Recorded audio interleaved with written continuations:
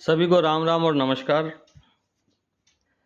SC/ST act किस प्रकार से हमारे भारत देश में एक लीगल टेररिज्म की स्थिति बना रहा है या बना चुका है, उसका एक उदाहरण आपको हमीरपुर जेल में अनिल तिवारी की हत्या से समझ में आएगा। जैसा कि आप जानते हैं 99% SC/ST एक्ट के मुकदमे 99 क्या बल्कि 99.99% मुकदमे जो SC/ST एक्ट के अंतर्गत होते हैं वो झूठे होते हैं, फर्जी होते हैं। तो उसी का एक नमूना आपके सामने उपस्थित है। ये जिला कारागार में एक विचाराधीन बंदी अनिल तिवारी की रविवार रात मौत के बाद, देखिए यहाँ पर कितनी आसानी से और कितनी बेशर्मी से अनिल तिवारी की हत्या को मौत बता दिया गया है।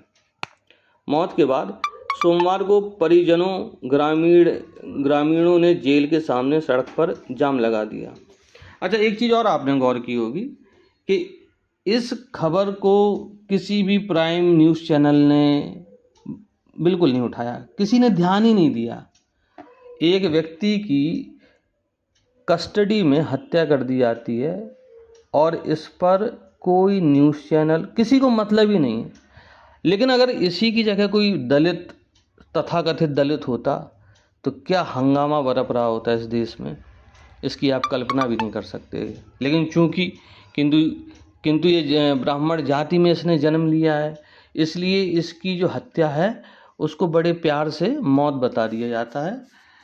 क्योंकि ब्राह्मण की हत्या नहीं, मौत होती है ना, अचानक, है ना, मौत हो गई, बस दैट्स इट, इतना ही है बस, है ना।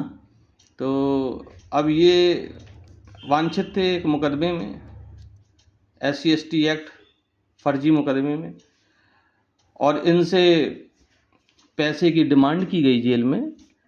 इन्होंने मना किया कि मेरे पास पैसे नहीं हैं। तो वहाँ का जो जेलर था वो भी तथाकथित दलित समाज से था, और अब भाई जेलर साहब थे और दलित भी थे, विरोधाभास देखिए आप। तो उन्होंने इस व्यक्ति की इतनी पिटाई की कि इस व्यक्ति को अपने प्राण शरीर से छोड़ने पड़े। अत्याचार, वैसीपन और ये जो ईर्ष्या के कारण हत्या तक कर देने की जो मानसिकता है, उसका जीता जागता उदाहरण हमारे सामने है। फिर क्या होता है भाई साहब, महानिदेशक कारागार प्रशासन एवं सुधार सेवाएं PC मीना साहब, ये भी ST हैं, ने डिप्टी जेलर संगेश कुमार को तत्काल, संगेश कुमार भी दलित हैं, तत्काल प्रभाव से निलंबित कर लखनऊ स्थित डॉक्टर संपूर्णानंद कारागार प्रशिक्षण संस्थान से संबद्ध कर दिया। निलंबित करके संबद्ध कर दिया, कहाँ? लखनऊ। वहीं मंडल कारागार बांदा के वरिष्ठ जेल अधीक्षक ने जेल वार्डन अनिल कुमार यादव को निलंबित कर बांदा संबद्ध कर दिया। मतलब संबद्ध कर देना, समझ रहे हैं आप, कि दूसरी जगह एक तरीके से अटैच कर दिया, ट्रांसफ़र मानिए आप इसको, कि जब मामला शांत हो जाएगा तो बढ़िया आराम से एक चिट्ठी से बहाल हो जाओगे, और थोड़े दिन का चूचू मैमे है, फिर कौन ही याद करता है। फिर क्या हुआ कि जेलर KP चंदीला, यही है तथाकथित दलित, ने कहा डिप्टी जेलर और वार्डर दोनों पर कार्रवाई की गई। न्यायिक और मजिस्ट्रेटी जांच के बाद ही स्थिति पूरी तरह स्पष्ट होगी, और अभी तक यह स्थिति स्पष्ट नहीं हुई है, ना ही जांच हुई। जांच होगी, फाइल में दब जाएगी, और बस फिर कौन पूछने वाला है, कोई नहीं पूछने वाला। मृतक की पत्नी पूजा ने कोतवाली में तहरीर देकर जेल अधीक्षक, जेलर और डिप्टी जेलर समेत 7 लोगों के खिलाफ रिपोर्ट दर्ज करने की मांग की। FIR दर्ज न होने से नाराज परिजनों ने पोस्टमार्टम के बाद शव घर नहीं ले गए और मॉर्चरी में ही छोड़ दिया। चचेरे भाई अखिलेश ने कहा की कार्रवाई होने के बाद ही अंतिम संस्कार करेंगे, आदि आदि। तो ये जो है एक हकीकत है इस जन्नत की।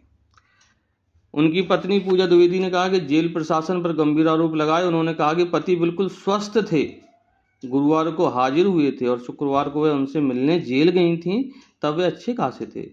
रविवार को उनकी मुलाकात नहीं हो पाई। शनिवार को ही उनको पता चला था कि अनिल की तबीयत ठीक नहीं है। ठीक मतलब शनिवार को ही इतनी पिटाई उनकी की गई कि उनकी एक अस्वाभाविक हत्या, समय से पहले उनकी हत्या कर दी गई। अब इस व्यक्ति के क्या पत्नी नहीं थी, कि घर नहीं था, परिवार नहीं था, कि बाल बच्चे नहीं थे।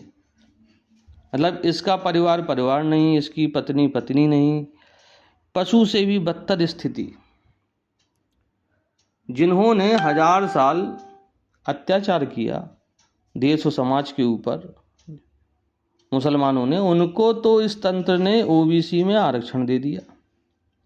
ईसाइयों को अल्पसंख्यक बना दिया। जिन्होंने कन्वर्जन किया, घरों और मंदिरों में गौमांस के टुकड़े फेंके, ब्राह्मणों को काट काट के मंदिरों में डाला, उनको तो इस तंत्र ने आरक्षण में ला दिया। और जिन्होंने यातनाएं सही, उनको जो है कितने फर्जी तरीके से आतताई बता दिया। तो इससे बड़ा अत्याचार और क्या होगा? इससे बड़ा और कोई अत्याचार नहीं हो सकता। आप लोग भी चाहें तो इस खबर को देख सकते हैं और पढ़ सकते हैं। ये कोई झूठी चीज़ नहीं है, ये एक सत्य घटना है जिस पर आप में से शायद ही किसी का ध्यान गया हो और शायद ही किसी ने अपनी प्रतिक्रिया दी हो। तो कृपया इस घटना को लेखित करके जहाँ भी हैं, जैसे भी हैं, जो भी प्लेटफॉर्म आपको उपलब्ध है उसमें इस घटना का विरोध करिए और सरकार से मांग करिए कि श्रीमान जी, इसमें आपने मजिस्ट्रेट की जांच कराई, क्या निकला? मुझे यकीन है कुछ नहीं निकलेगा। अकस्मात हृदय गति रुक जाने से मृत्यु बताई जाएगी, जबकि उस व्यक्ति को पीटे जाने की चोट के निशान उसके शरीर में पोस्टमार्टम में उपलब्ध होंगे, या हो सकता है सरकार ही पोस्टमार्टम कराए तो ना। लेकिन चित्र मैंने देखे थे, उनको बहुत बुरी तरीके से पीटा गया था, पूरे शरीर में चोटों के बहुत ही विदीर्ण कर देने वाले चिन्ह उपस्थित थे। सबको मैंने देखा था। तो आगे भी अपडेट करता रहूँगा। राम राम।